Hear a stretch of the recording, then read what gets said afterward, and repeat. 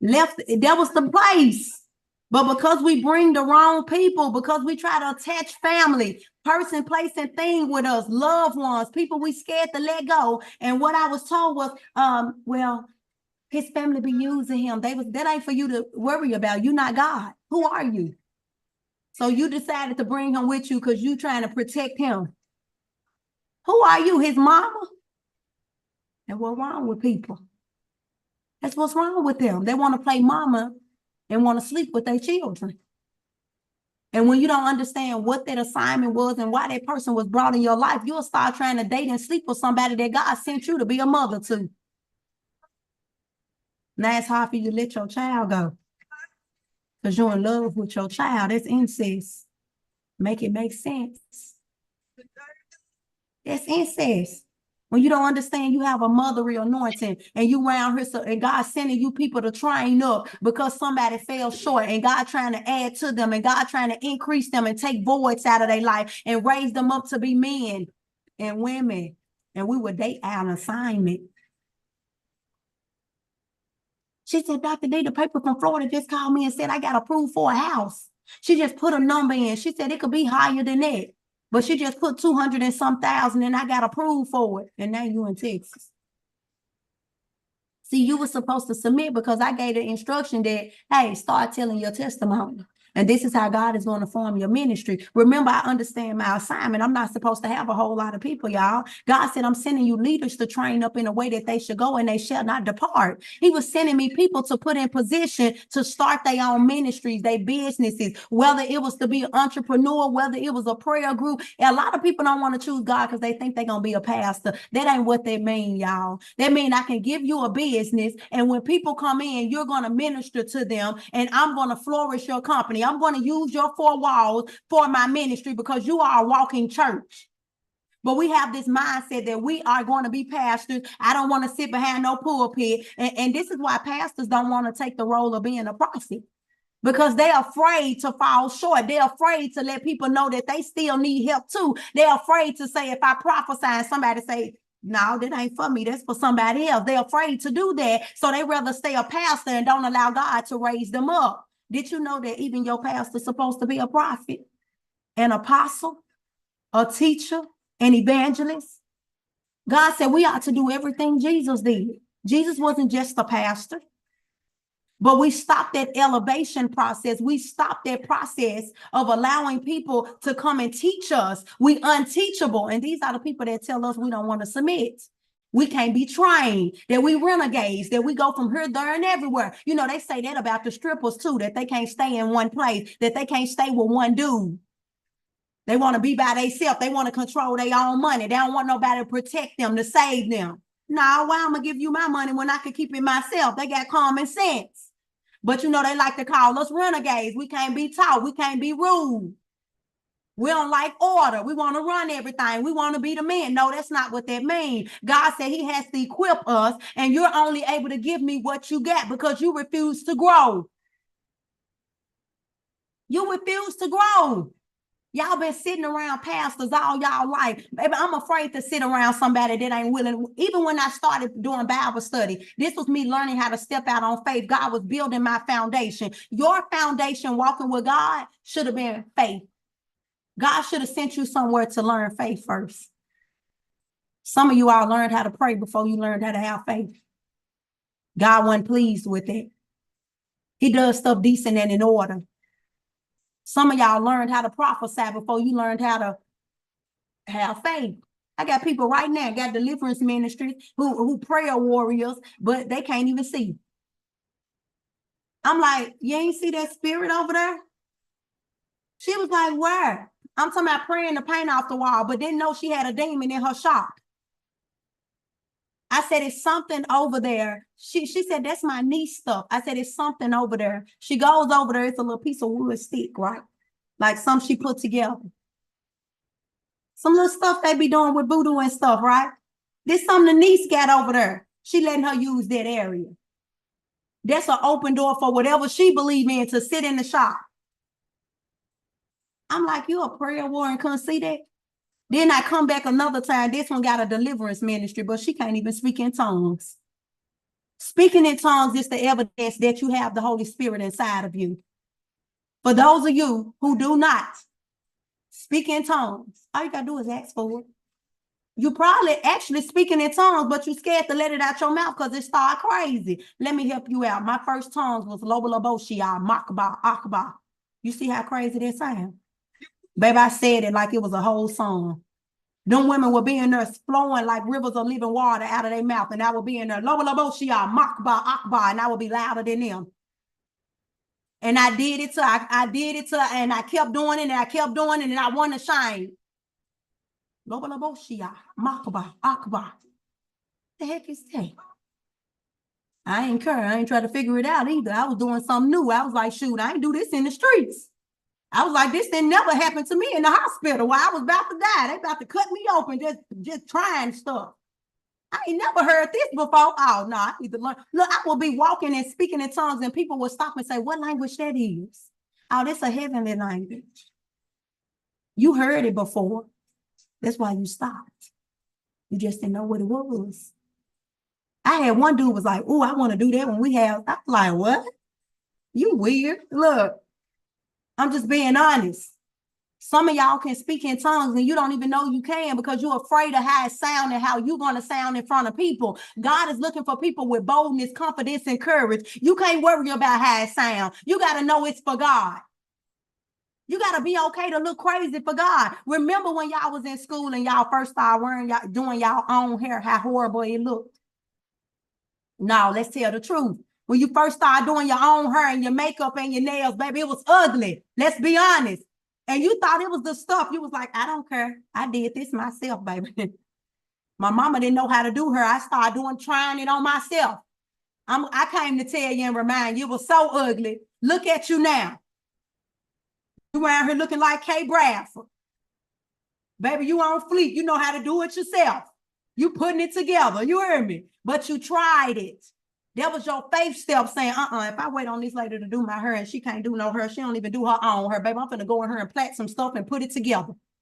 God said, I need you to apply that same stuff you used to do then. Haven't you realized nobody don't want to show you? Nobody don't want to teach you? Go try to learn it yourself. Go try to figure it out yourself. God was, see, I went to Florida for God to build my ministry up, but at the same time, he was sending me to people who were being misled and who were lost. The lady who had the deliverance ministry, but couldn't speak in tongues. I was like, well, where the demons going? So you delivering people and taking their stuff with you to your house to go on your kids. That's funny. That's funny. And she really thinks she's doing something for God. That's the setup from the enemy to trick you, to make you think that you're in order, that you're in alignment, that you somewhere that you somewhere you think you are, but you're really not. He know you ain't in alignment in order with God. God can't do nothing unless it's decent and in order.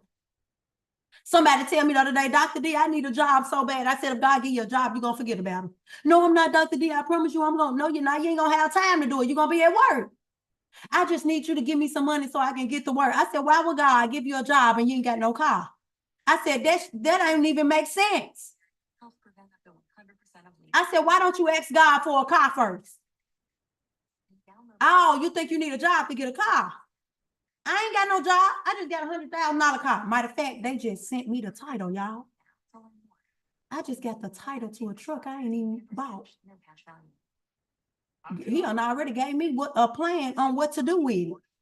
Baby, y'all can't tell me how good God is. God will set some stuff up to put you in position to own some stuff. He was like, baby, that's just temporary. We got too many miles. It ain't even like how you want it anyway. But what we're going to do is get this title and go sell it.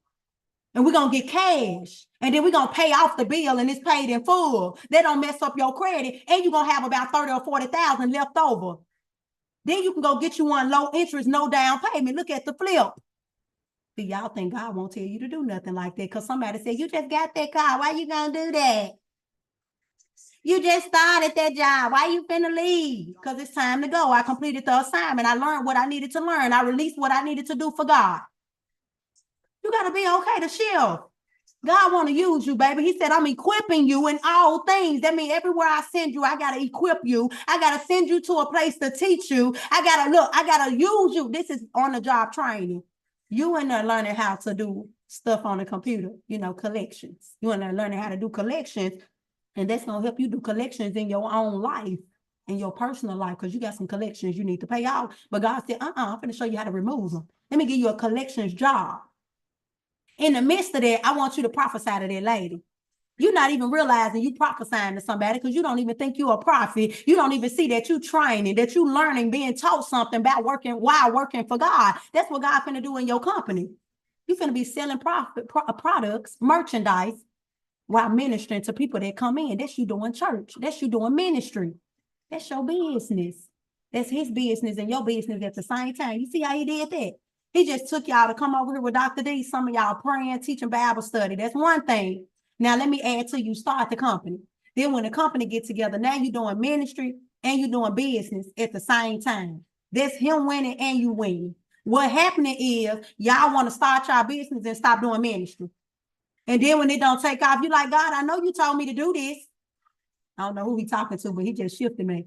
God, I know you told me to start this company. I know you told me to open this shop. I know you told me to move and get this place. And God said, you stop doing my business. You stop doing what I told you to do. You stop taking your eye off me. You didn't want to follow the instruction. I added to you. I didn't tell you to shift to one thing. I told you to do this and this. You got limited hearing. And that's because you don't want to stretch yourself for God.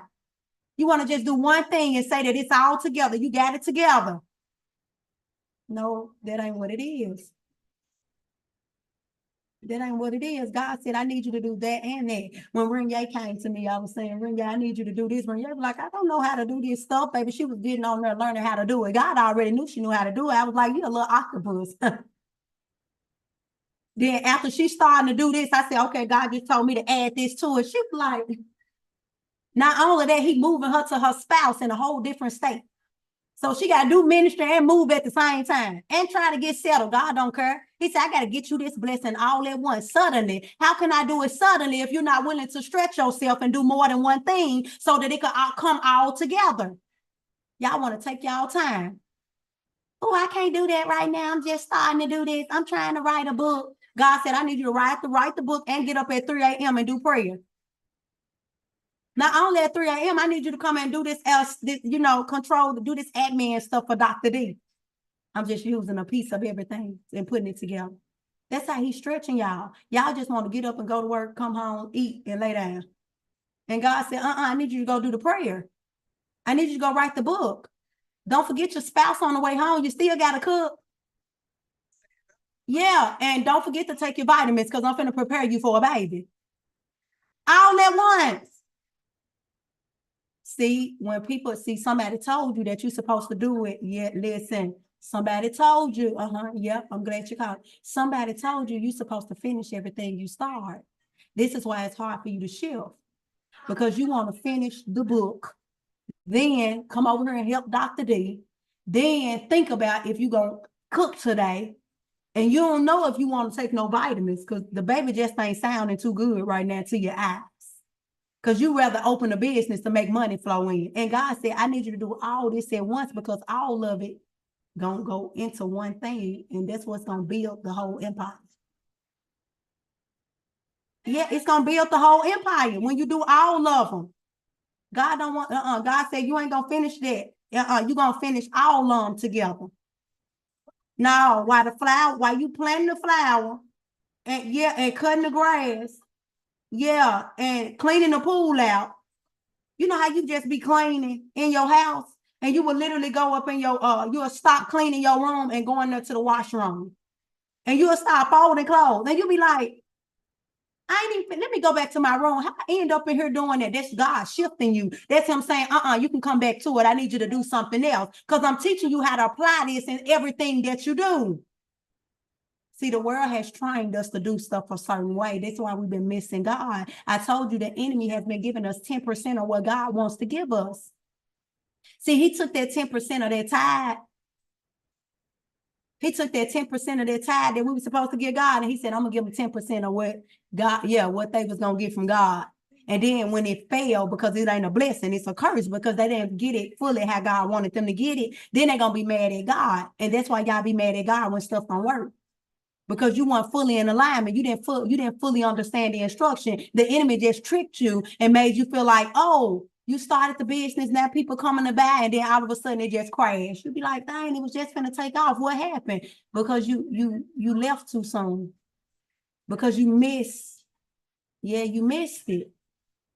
You let the enemy trick you and make your focus go over here instead of keeping your focus on what God wanted you to do. It's like when they told me I had kidney disease. I think they said stage 3 kidney disease.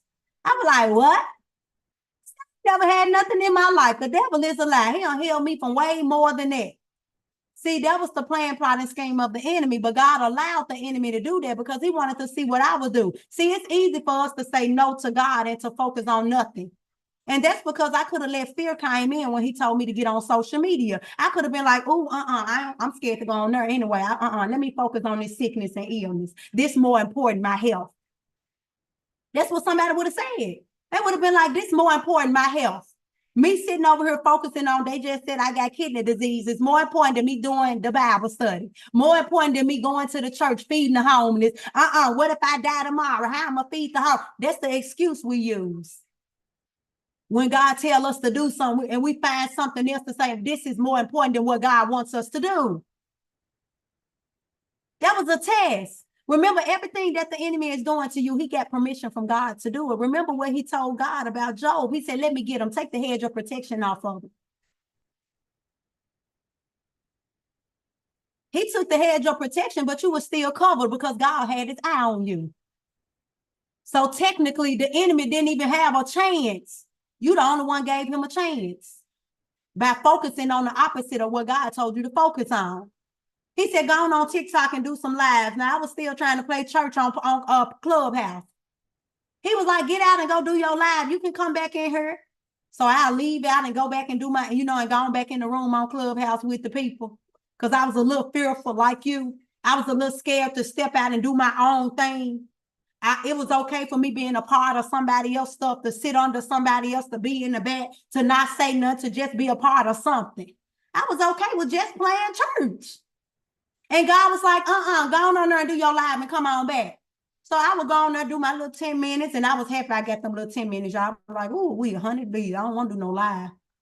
I did them little 10 minutes, honey, and I'd be right on back in that room to go play church. Didn't even know it was a setup for God to give me my own platform. And right when God told me to go on there, that's when I found out about the stage 3 kidney disease. And the lady was like, this don't even make sense. So you got to find God in the mustard seed. When the doctor said it don't make sense, she said, this don't even make sense. You're a 35-year-old woman and such and such, and you never had this and this don't. And I was like, I know. And God done healed me from way more than this. Then she said, when you want to go get dialysis? I didn't even respond. I was like, I'm going to believe God. She's like, well, can we go get some blood? Thank you. Okay, bye-bye. And I was out there though. It wasn't 2 weeks, y'all, of me getting my blood. My numbers was low. Of me changing my diet, doing some little boosters, taking some turmeric, doing a few shots of turmeric. Go get my blood drawn again.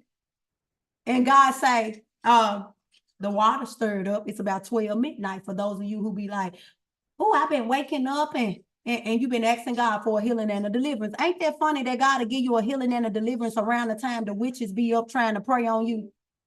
The witches be up at 12 and 2. Between 12 and 2, they be up trying to figure out how they're going to sabotage your day. And God waking you up and you don't even understand. Half of y'all get on there when he wake y'all up and y'all get right on those little platforms swiping, right? Because you don't understand that God waking you up to go into intercession, to intercede so that he could show you some stuff. So he wakes me up at 12 and he said, the water stirred up. That's what I heard. Now, I ain't never read the Bible, but I heard, because I'm a hearer.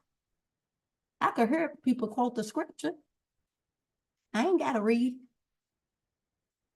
When the water stirred up, they said the angel came down and, he would stir up the water and whoever got in first will be healed. They will be made whole. So I'm laying in the bed sleeping. God said, the water stirred up. And I was like, what? The water stirred up. I looked at the tub. I said, shoot, let me go run that water. I ran that water in that tub, y'all. I'm going to help somebody. I ran the water in the tub, got in the tub, and God said, dip 7 times. That was the second instruction. The water stirred up, go run the water. Somebody would have been trying to figure out what the water is. What water? What are you talking about, God? See, you asking too many questions. Make it make sense. If you don't see no water, go make some. Go create some. He said, be a doer, not just a hearer.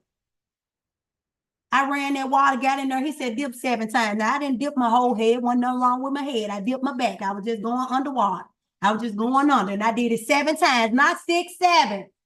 Completion. It's done. It's completed. It's victory. It's already healed and made whole. That's what Jesus died for. He said, by his stripes, we were healed. You don't even believe in Jesus, and you claim you do. I dipped 7 times. By the time I went back to the doctor, y'all. Matter of fact, it wasn't even by the time I went to the doctor. I dipped those 7 times, got that blood done again. The people called me to have surgery. I was going to have surgery for my breast, y'all. I wanted my breast done. That was the whole point of me finding out all of this. He used that to make me want to go find, so that I could find out what, yeah. They gave me a call and said, you cleared for surgery. I was like, I was like, okay. I didn't do nothing. I trusted the water that was stirred up. It was already anointed. He would let me know the angels already were putting their hands in it, stirring it up. I ain't got to do nothing.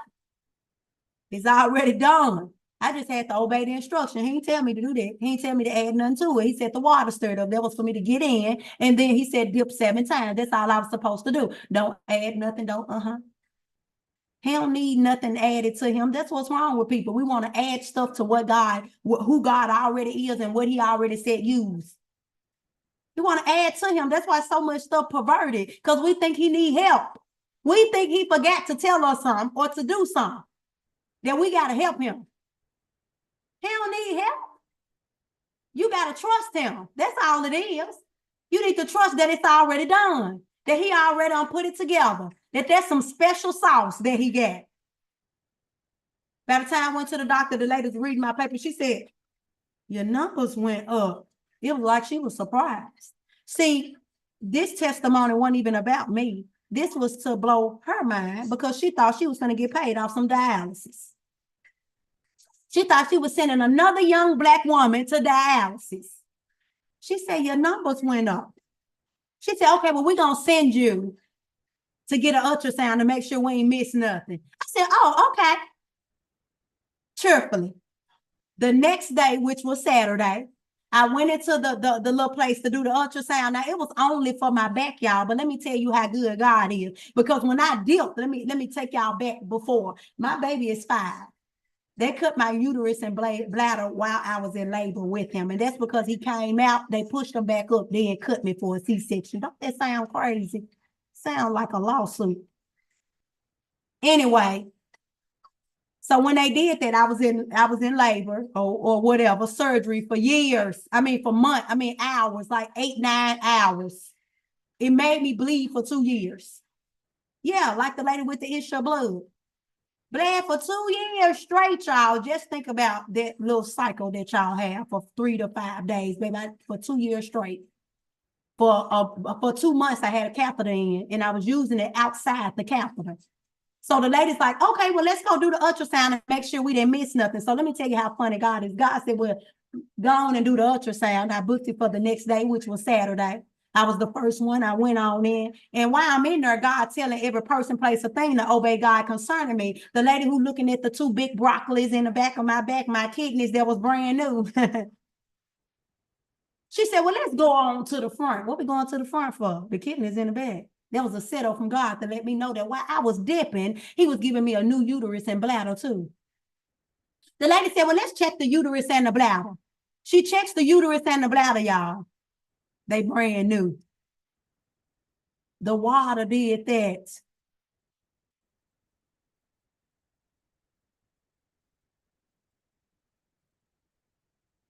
He said, well, since they want to be funny, let me just show them I healed everything.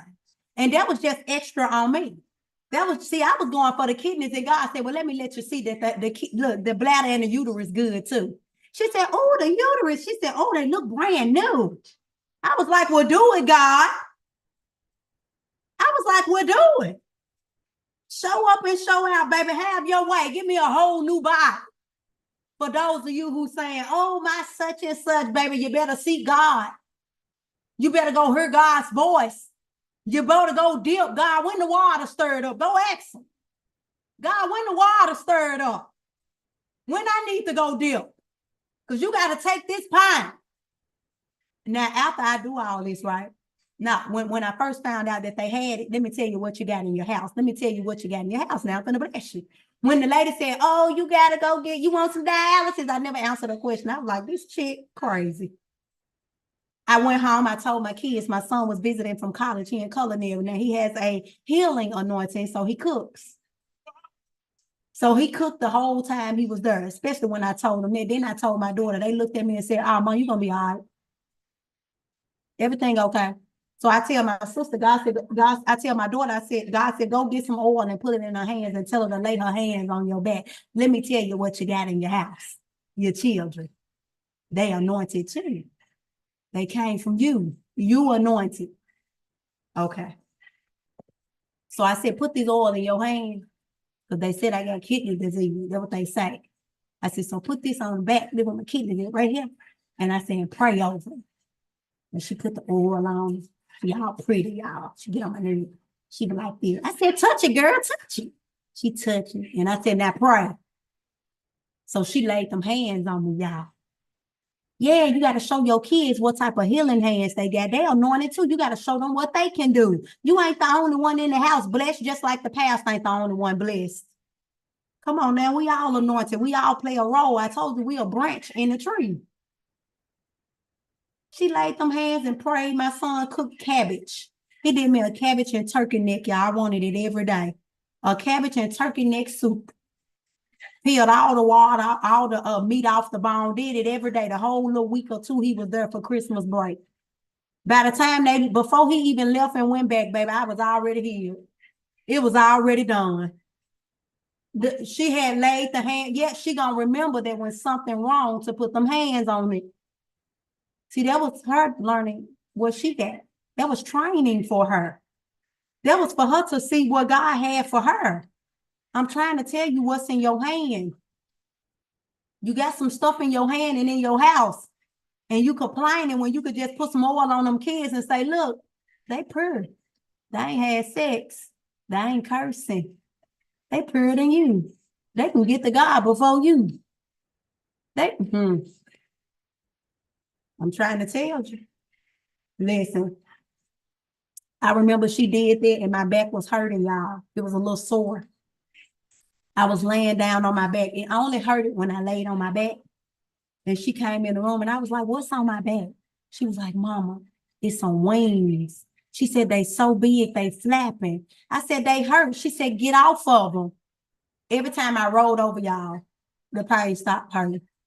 I was like, what? So I'm trying to see if what she's saying is a lie, y'all. You know, we just don't believe. Kids be open to everything because they watch cartoon and they can see things that they don't tell you they can see because they know you're going to call them crazy.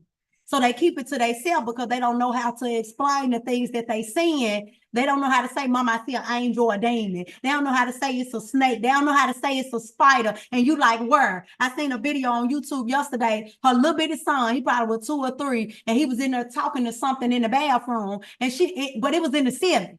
And she was like, he said, bye or something. And she was like, who are you talking to? And he was like, the thing right there. And she was like, it's nothing right there. And he was like, yes, it is. It's right there. And it's a 2-year-old. And she was like, no, it's not. And I'm sitting up there like, yes, it is. Mm-hmm. And somebody said, quit telling that baby he don't see that because you don't see it. And see, that's why y'all kids can't talk to y'all because y'all ain't spiritual and y'all gonna call them crazy and tell them that because they done already told you something and you told them they were crazy. So they don't say nothing and they don't even understand what's going on. I be talking to my kids.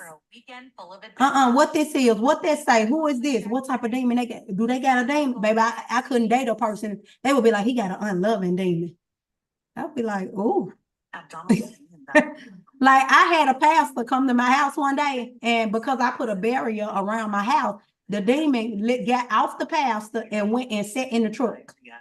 And my daughter was like, my kids, they was like, Mom, he got a demon. I said, where is it? It went and sit back in the truck waiting on him. Because it couldn't come in my house. I had a barrier up.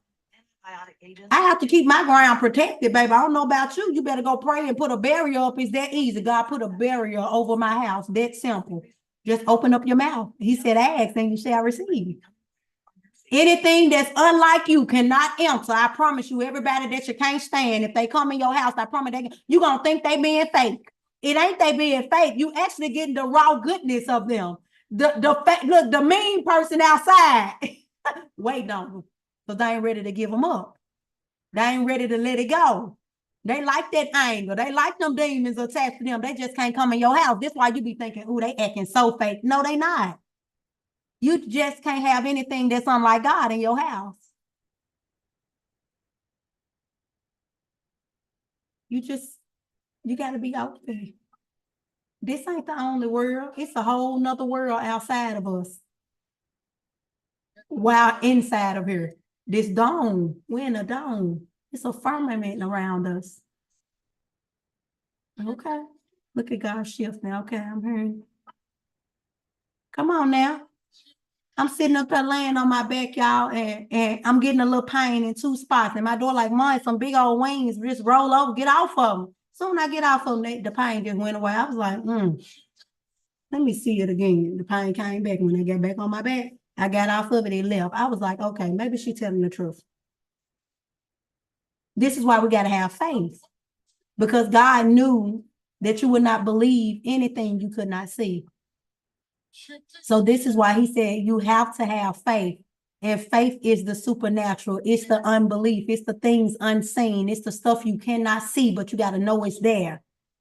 This is how I keep getting materialistic stuff, because God keep hiding what don't need to be seen so that I could get approved. This is why it's hard for you to think that the seed that I keep telling y'all to sow every day for 30 days, this is why y'all can't see that seed gonna stand in the gap of what you can't do for yourself. God said, give me this, and I'm gonna give you what you asking me for. I went to that conference and that man said, y'all been praying. And I remember I've been telling people this. Y'all been praying. You've been fasting. You've been doing everything you know to do to get what you've been asking God for, and ain't nothing worked. And soon you sowed the seed, it was released. I remember somebody sold and she said, Dr.D, it was something I was waiting on for so long. And you said somebody needed to sow that 300. And I was hearing God tell me to sow 300, but I was scared because I didn't have that much money in the bank. And there would have been majority of it. She said, as soon as I gave, because he told me twice, yes. She said, as soon as I sowed that seed, that thing I had been waiting on, it came to me. This is why it's hard for y'all to think that a seed can stand in the gap for you. What did Jesus do, y'all? He died and he rose. What does that? You bury the seed and it comes up a flower, right? So why wouldn't God honor the seed more than anything? It's Jesus. Jesus is the seed. See how he shifted to the sower? Because he's trying to get you something. And he needs you to have faith. See how he just brought us to that? He had me teaching about faith. And then he shifted to talking about the seed. And that's because what you need done requires you to release seeds. God don't care about nothing more than him caring about him sacrificing his son. That's the most important thing to him. He loved it so much that he said, I got to create what my son did to be a part of everything and attached to everything that people have to do. This was a lifestyle knowing that Jesus was the seed. The sacrificial seed to put upon everything that we have to do in life. Just think about the car or the job that you get. You attach the seed to it. You attach the seed to everything that you did. You just didn't know what it was, what that you did. You didn't know what you was doing was actually working. This is why you tapped into it every now and then. Just think about it. Somebody light bill needed to be paid and you went and sought God and you was like, God, do I need to pay this light bill? And God said, yes. You paid them folks light bill and you meet your phone and you got a job. That job you was waiting on to call you, they called you. You started work that week. It was because you released that seed helping somebody. It wasn't helping anybody. It was helping the person God wanted you to help. And then he released that blessing for you. Everything that you need from God requires you to release a seed. You all have been taught that you need to go pray about it. You need to go fast about it.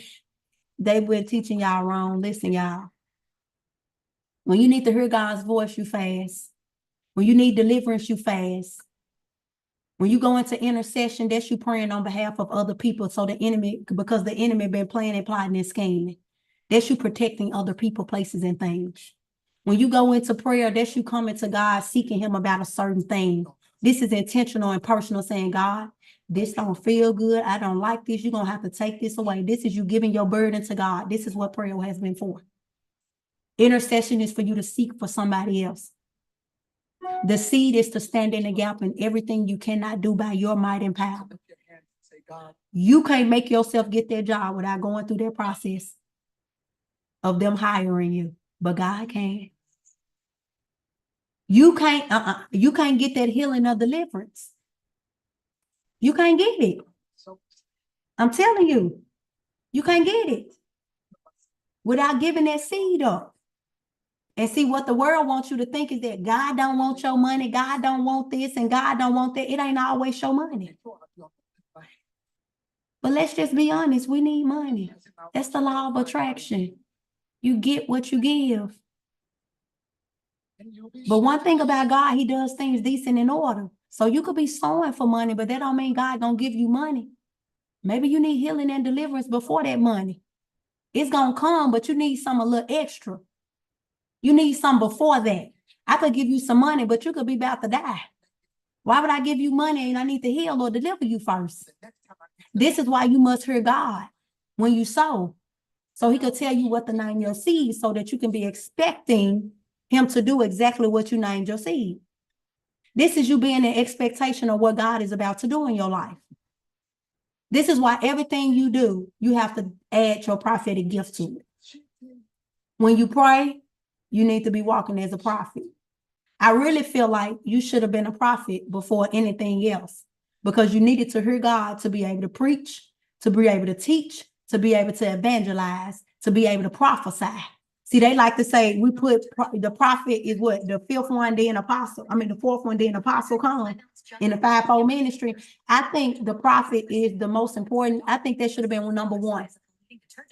And I say that because you need to hear God's voice in every last one of them. Whether you the pastor, because clearly we just seen the pastor fall short. We just seen him say he need to hear God and told the lady to, hey, hush.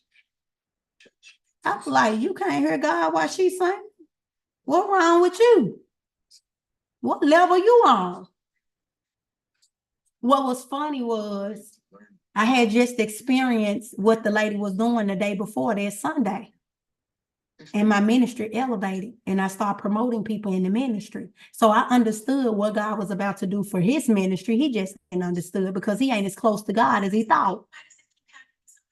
What was funny was the lady is a psalmist. That means as she prays and sings, God is showing her through her prophetic anointing, through her ears and through her eyes, what he's about to do. As I was riding home yesterday from Virginia, I was literally worshiping with an apostle on the phone. I'm singing, but I'm singing hallelujah. I'm just saying hallelujah. And as I'm saying hallelujah, God allowed me to see a pond, like a lake, and I'm walking on the water and I see clouds and the clouds following me. And God was saying, I'm a shower everywhere you go. I'm going to flourish it. And apostle was saying, I see you in a field with yellow and white flowers, and the people and the flowers are the people. And they're growing and they're flourishing. So God said, now I want you to start a prophetic. Yeah, I want you to train them as prophetic psalmists. This is why I went in and said, who can sing? Some of y'all was scared to even put I can sing on her because you don't know what what Dr.D finna have you doing. I know it's more people than that can sing. It's okay. But see, that's what that lady was. She was a psalmist. And all she had to do was break through that other level. And that was going to allow God to elevate them and promote them. But because he didn't understand what she was doing, he told her, hey, you, hush. And then to her, all the other pastors and their friends and people, agree with him. And they got titles and they got platforms all on YouTube. That was so funny to know that they misleading people because they don't understand God. And they don't know God just as well as they think they do. Y'all have to understand that people have limited God, that they're going to only allow God to do a certain thing in their life, and that they only want to go to a certain place. And some of them are comfortable just being on one platform with a few followers. Y'all got to be okay that people don't want to grow. Think about the people in your family who see you changing and they see God blowing your mind and they still don't want to change and grow. Y'all got to be okay to leave them folks behind and keep on going up that ladder. Jacob's ladder. Y'all got to be okay walking away. Separation is needed for growth. Sometimes it'll take you departing and leaving for them to wake up. Sometimes they can't go with you. That don't mean they won't come. That just means you need to flourish so that they can see that it actually will work and you actually will get far for them to say, well, let me go on and contact her because I'm ready to climb. It's actually working. See, some of y'all try to take that baby step and think people supposed to come with you. They like, you just trying some stuff. How I know this gonna work? Let me just stay over here in prison.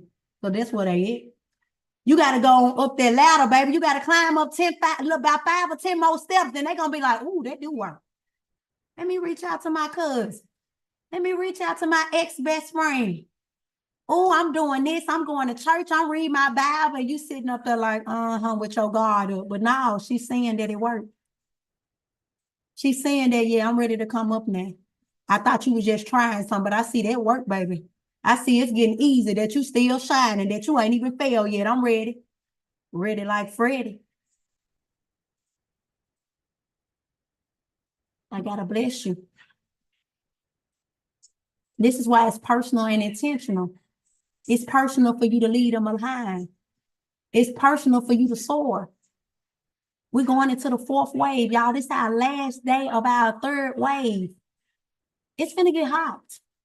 It's already hot. It done already started. I got people complaining left and right. I got people leaving places of abuse with kids, and they like, where am I gonna go? Dr. D, I need this. I just had somebody ask me who was on my 1st wave, y'all. This hurt me so dearly, but I had to block her. She asked me for $100 a few weeks ago because she had a baby, and she was like, Dr. D, I need $100 so I can go to work and such and such. And I was like, did God tell you to go to work? Well, I already had the job. Did he tell you to go back to work? You just had a baby. I said, why would he want somebody to keep your baby that you just left? You have to understand the baby is special. You need to be at home to teach your own baby because you're supposed to be on the wave with Dr. D, but you kept getting off. That's why you always in need and having your hand out, begging and leeching. Y'all better beware of people who ain't got no problem asking you for stuff. The people who ain't got no problem calling you saying, hey, can I borrow this? My light bill, I'll give it back. No. No. Begging and leechers. They have no problem asking. Beware. Why didn't God give it to him? Maybe he blocking it. Maybe he don't want them to do it. Maybe he's telling them don't pay it. Maybe he's saying, I'm going to do it, but I need them to trust me. And you getting in the way, giving them the money. Then he can't even get them to trust him because they trust you more than him. So she's like, Dr. D, I need the $100, such. I said, well, go see God. I said, because if he wanted you to go back, he'd have gave you the $100. Or he'd have gave you the gas money to go back. He don't want everybody keeping your baby. This is a newborn baby. Who goes right back after this? God did not ordain you to go through this, but you got caught up in lust and you're trying to go through the same cycle. You don't even want to trust God, and the whole wave was about trying God in areas you have never tried him. This is why we are sowing for 30 days, because you see how every time somebody come back, it's about some money. But they scared to give God their money, but they spend their money on any and everything and come back begging for money. It was for you to try him in things you've never tried him in. It was about you trusting him that he was going to keep you in the place that you was in, either without a job. So I guess, I gave her the 100. I said, I don't even want it back. Give it to the kids. It's a gift for the kids. Sometimes you got to pay a person to stay away from you. What got me was She asked me for $200 yesterday. She didn't ask me, y'all, what they do. They do not email me, text me. They do not message me on TikTok. They just request money and cash out.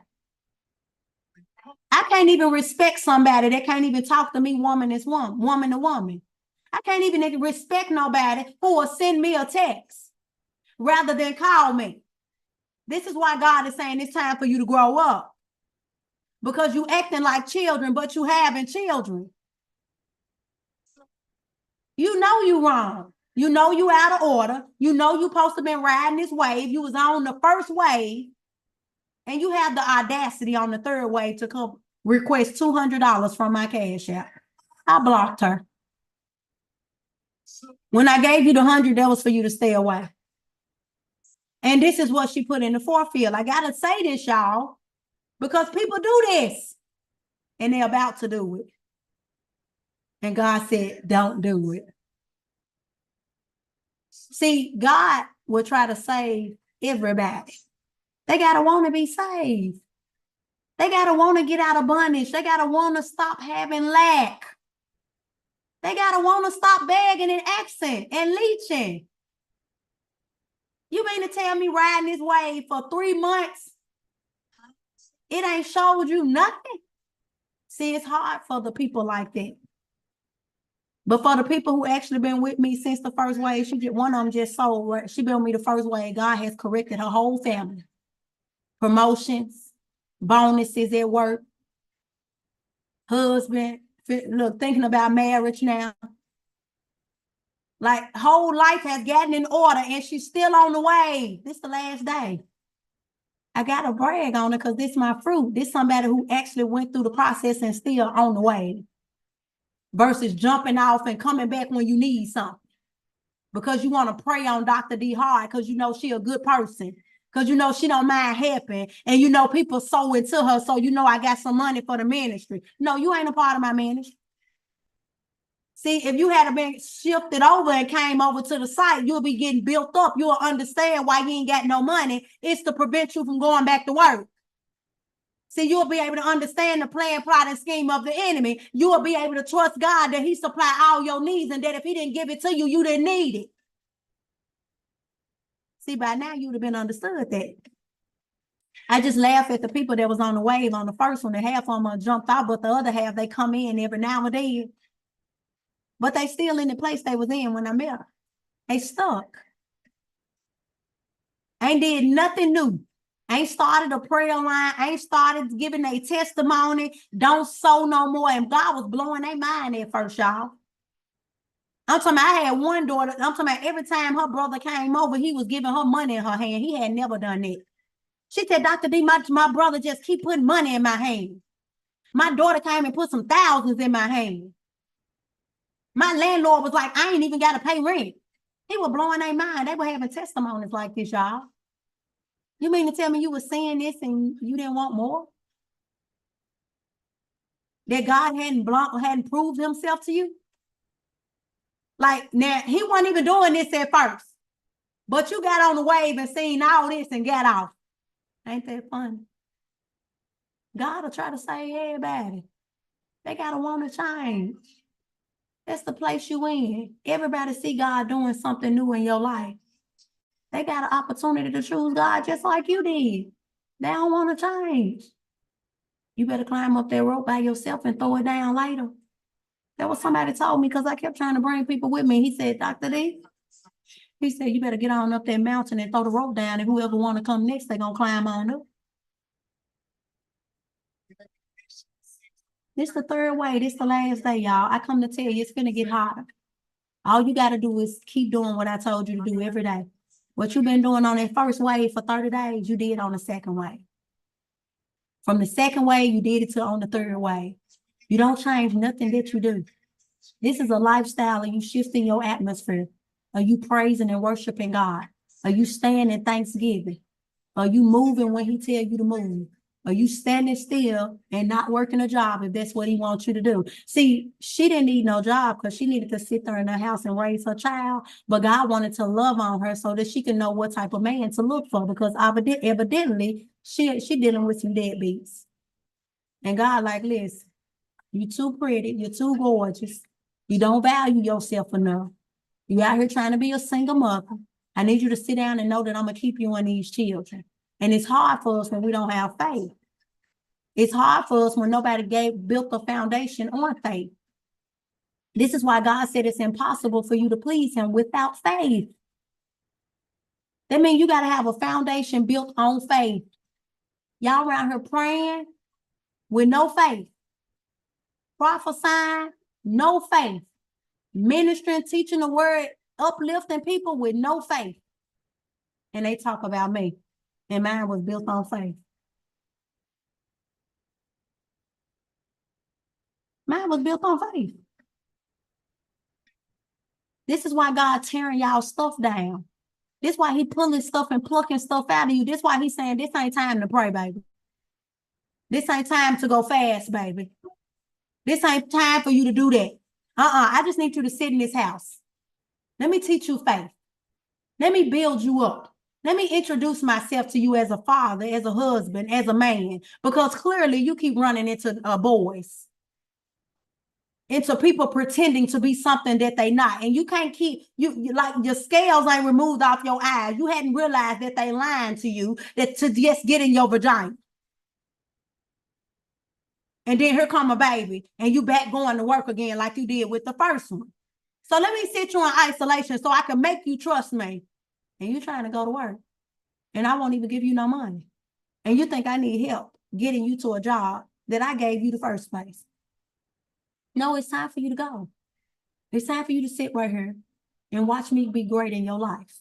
You need a father. Your father didn't do a good job. Maybe they bought your clothes and did all of that, but they didn't help you build the foundation of faith. They didn't teach you about God. They didn't show you how to rest in God and trust God. But when he sent Dr. D, all you see her as is a cash cow. I can't sow no seed into you if you do not sow in tithe. Please do not come tell me none of your issues and problems. If you have not been faithful in your sowing and tithing, this is the fourth wave. You're in the fourth grade. You are held accountable. Just like you gave just like your mama gave you a quarter in kindergarten, preschool, whatever. You got $1 by the time you was in the second grade. By the time you hit the fourth grade, you was getting $5. Listen, stop playing with God. You're on the fourth wave. It's time to give God more. Stop expecting him to give you more and you giving him crumbs. You are not on the first wave anymore. For those of you who joined the wave on the third wave, what you did was took the place of the people on the first and second wave who did not want to move forward. You are benefiting off the seeds that they sowed. This is why God hopped you on the third wave and you skipped the whole process from the first and the second wave. This is why God is calling you to lead and he's pushing you out to do Bible study, to start prayer lines, to start a business. This is why, because you are reaping the benefits of the people who jumped off the wave. They planted seeds for everybody in the room. So now that you've gotten on the wave, those seeds apply to you. This is why the wealth of the wicked is laid up for the just. You have to understand that even they plant seeds, and when they don't stay in alignment, it grew.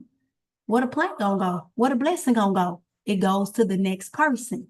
This is why God does not go back and forth waiting on you to choose him. He just replaces you.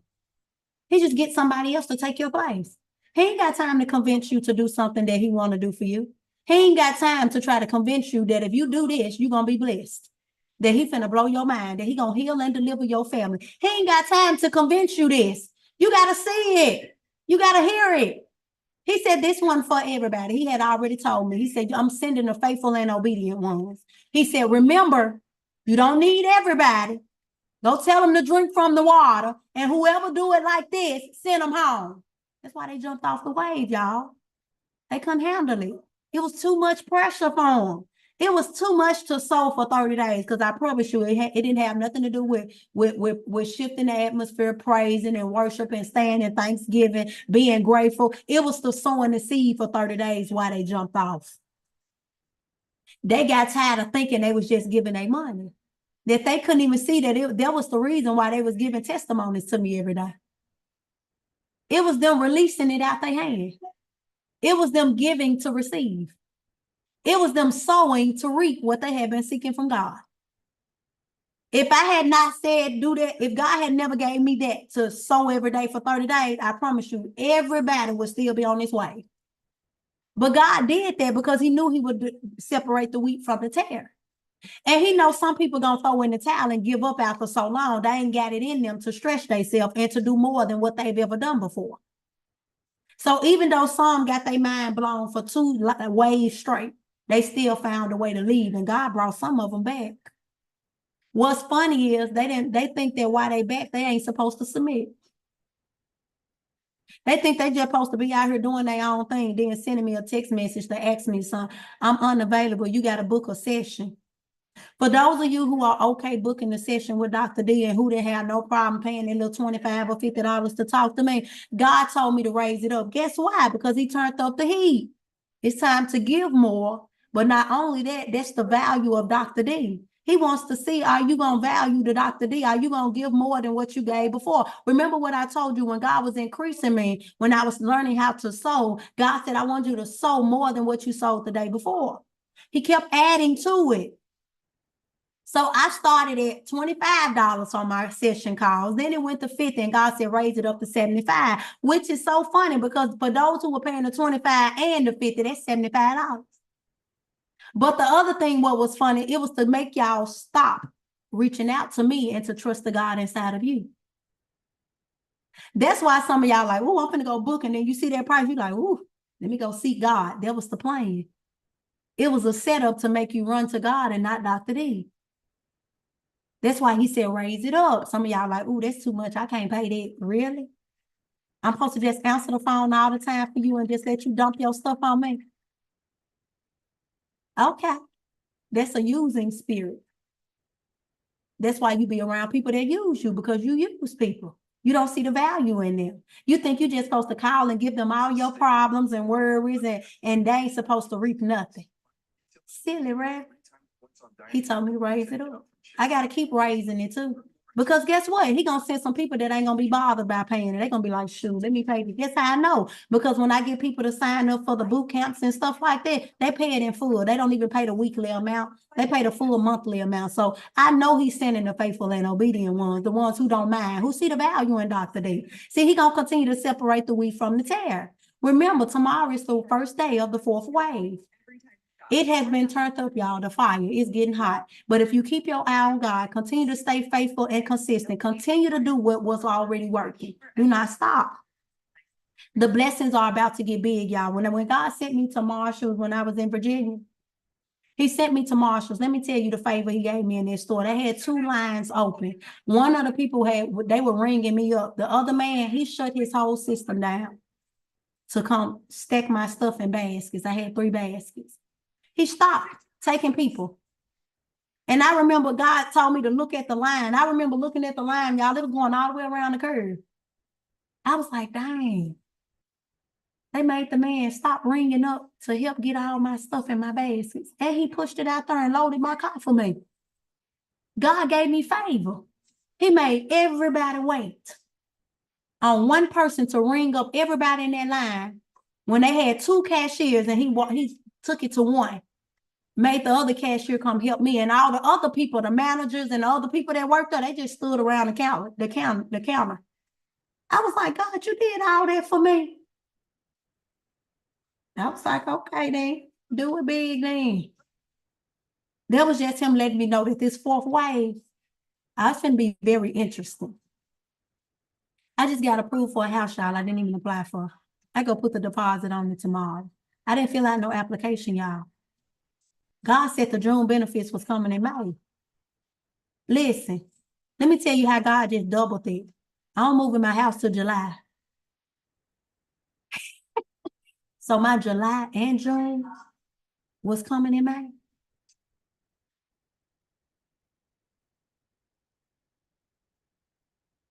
If ain't nobody grab that double, and y'all sitting waiting on who?